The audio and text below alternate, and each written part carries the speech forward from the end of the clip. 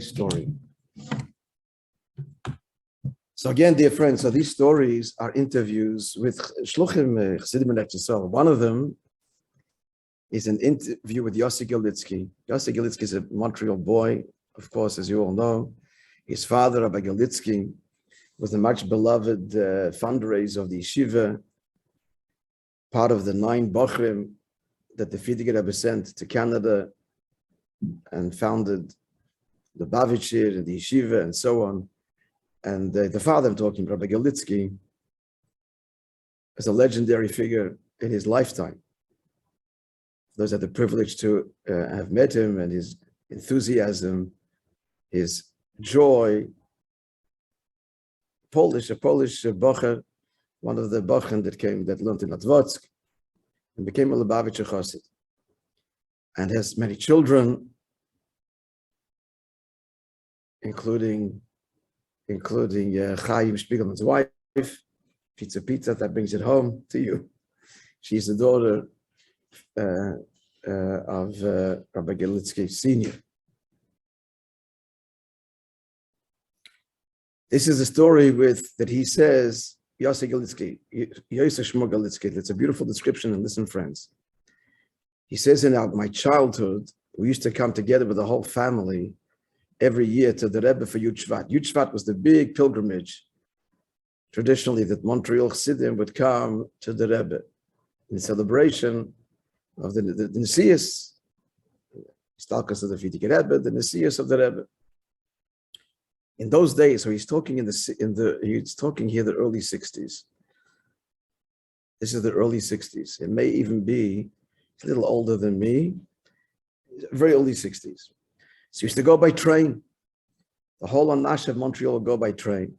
It took 12 hours.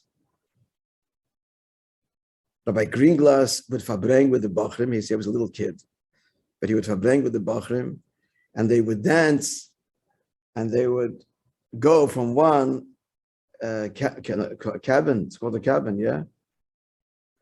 One car to the other, dancing, fabrenging. After the fabrengen, he would fabreng, and then there would be dancing. They danced through the cabins. It wasn't, he says, as a child, he's saying, it was an atmosphere of a very elevated atmosphere. Sorry, it's 59. 59 he's talking about. That's when it started. By him, this story at least. So the first time I came to the Rebbe was Yud Shvat Tavshi Yutes 1959. He's telling the story. We stayed in a house on Utica, which is far from 770, page 46.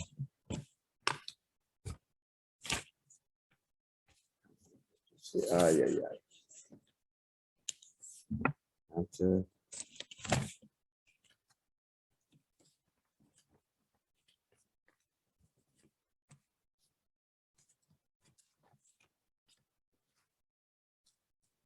no, okay, so the pages are all mixed up. I remember the story.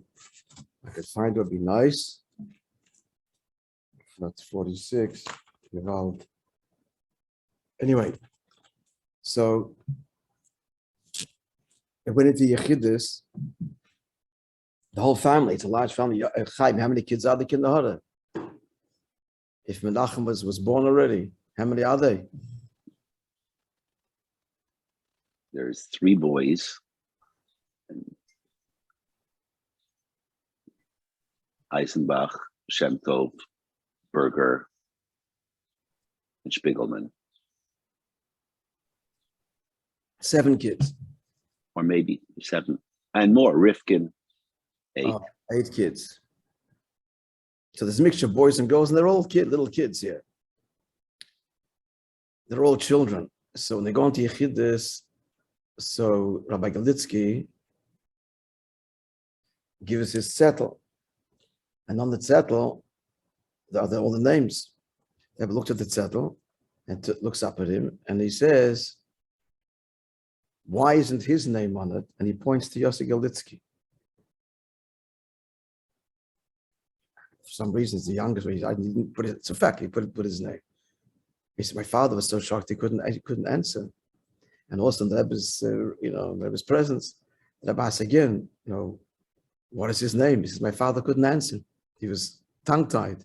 So I called out. He says, I answered. They pointed at me. What his name is, Yosef Shmuel.